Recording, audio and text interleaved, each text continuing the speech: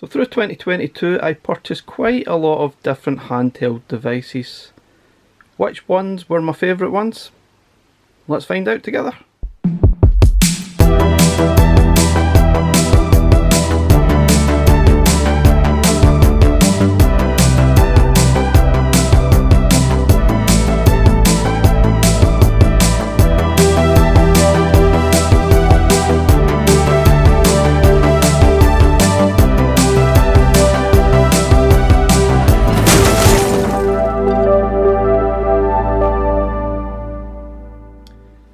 So hi guys, welcome to Crazy Burger. In this video I'm going to be looking at my top devices, handhelds that is, of 2022.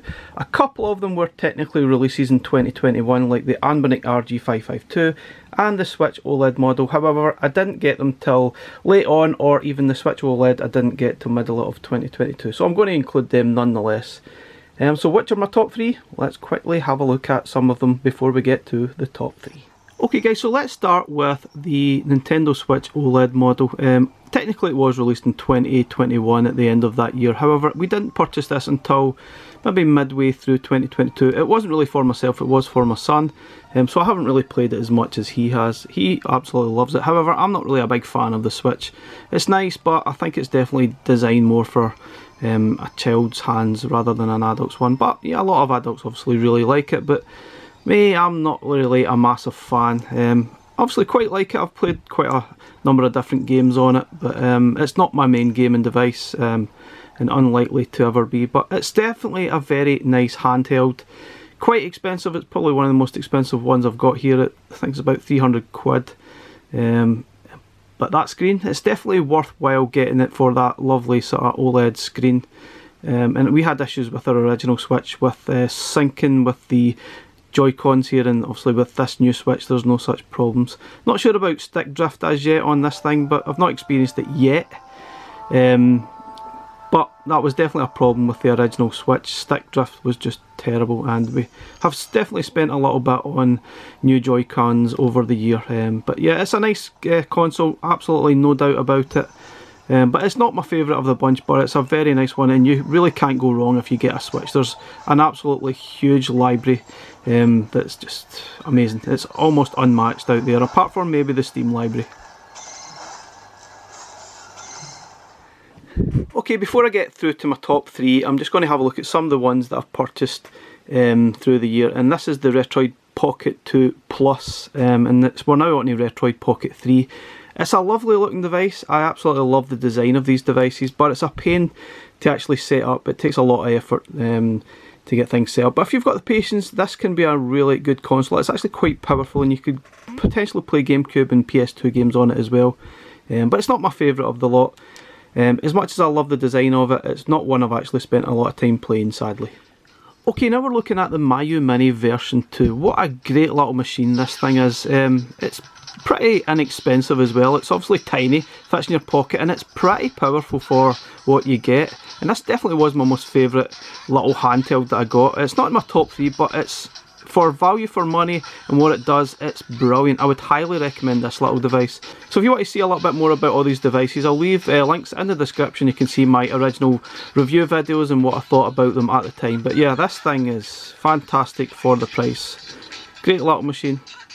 Okay, so this is the Playdate, which I only got later in the sort of year in 2022, but it's a nice little device. It's not my favourite one. I've still really need to spend a lot more time with it, but that screen definitely lets you down. If you can see here on the right sort of light, you can see it's got a nice screen, but if you sort of just move it slightly, the screen doesn't look so great. But oh yeah, just a shame it's not got that backlight, because there's definitely got a lot going for it, this little device.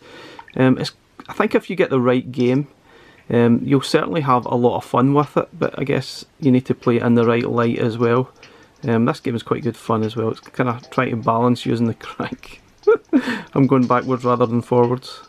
But yeah, great little device, but yeah, not my favourite, but it's got promise. It's definitely the most unique device that I have. Okay, so this is the RG353V, and I purchased this fairly recently. I like the design of it and the colour of it, but it's not the most comfortable handheld to actually play, and it certainly let me down a bit. Some of the performances aren't particularly great.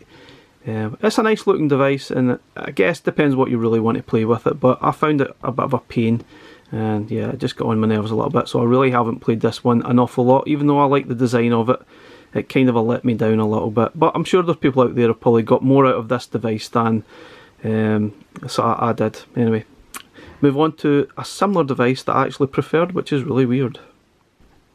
Okay, so this is quite similar to the RG353V. This is the RG353P, which is pretty much got the same inside, but I like the design of this one better. Obviously it's like a sort of controller. It fits in your hand a lot better. It just feels right when you're playing games, and you can play games in the sort of vertical aspect ratio as well, like so, and it works really well. It's quite light. I definitely highly recommend this device. This one, just outside my top 3. I really enjoyed playing the games on this. It was really cool. Nice screen, good performance. You can even play sort of Saturn and sort of Dreamcast stuff really well. I like this device. I certainly would recommend this one. It certainly is very comfortable, a lot more comfortable than the RG353V to play games on. Obviously this one has like a dual boot. You can obviously play games through the Linux side, or you can jump into Android and play them that way if you prefer. In fact, that we can play Saturn games on this relatively well certainly speaks volumes for this device. I'm quite impressed with this one. You can see it looks pretty nice. It's not perfect, but it's playable, and certainly says a lot more than some of the other devices out there.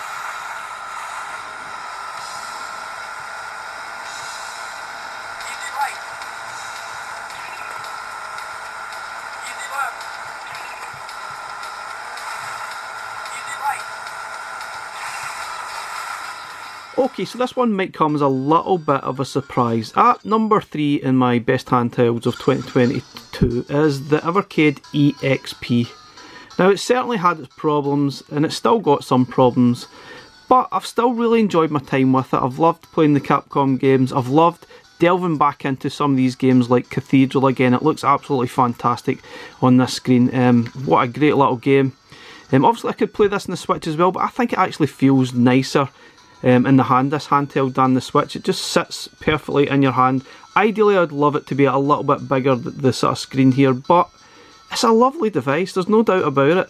Despite the problems, it's definitely one of the devices I've really enjoyed playing, and I'm really looking forward to what the Cade has in store through 2023. There's a lot lined up, and I think it's going to be really interesting. We've obviously got Amiga that's coming as well at some point, so that's certainly going to bring a lot more people on board as well. But yeah, it's a lovely device, there's no doubt about it.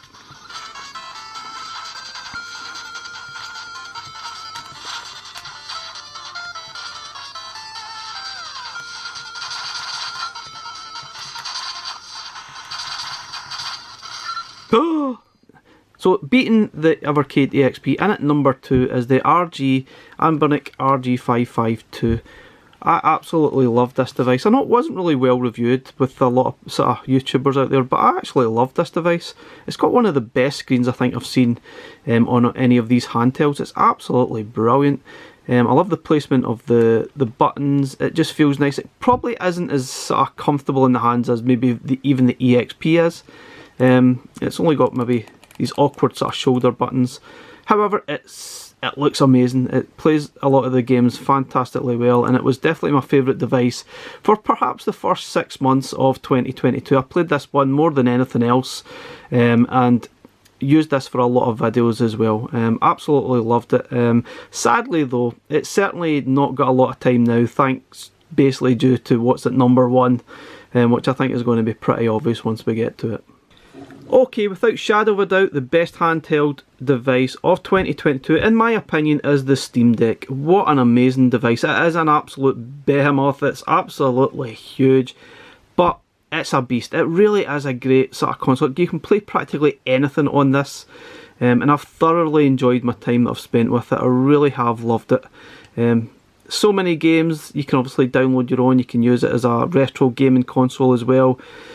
You can do practically anything with it, and it's very powerful. It's I really don't think I'm going to play anything else from Ambernick or whatnot. Just no need. This thing is just an absolute monster of a device. It feels quite comfortable as well. Obviously it's quite heavy, you need to really sort of rest it on something, but it's got great sort of buttons all over the place. It's got additional buttons on the back, got great thumbsticks. Yeah, it feels right. There's just everything about it just feels absolutely perfect. So the best thing about the Steam Deck now is that you can actually order one straight from the shelf now. You don't actually have to pre-order it. You can really just go onto Steam Deck, order it, and you should probably get it within, I guess, within a week, I guess, maybe quicker. Yeah, I'd highly recommend it. I know they are a little bit pricey. This is the basic model, which was 350 quid. Obviously, you want the more memory option, you need to pay another few hundred after that, but what a great device this is. This game is called Lacuna. It's kind of like a detective investigating game, point and clicky type of thing. Really enjoying it. It's really, really cool. So you need to basically solve a murder. It's really very cool. I really like it. It was actually, I think it's actually on sale at this present moment in time. It's not that expensive, but it's very cool. It has that retro feel as well, which is obviously going to suit me down to a T. Anybody reading this?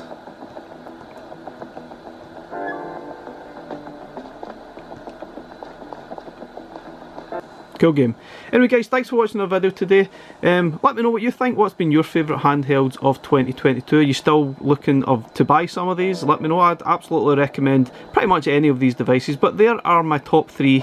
Let me know. Guys, thanks for watching the video. Catch you in the next one. Bye for now.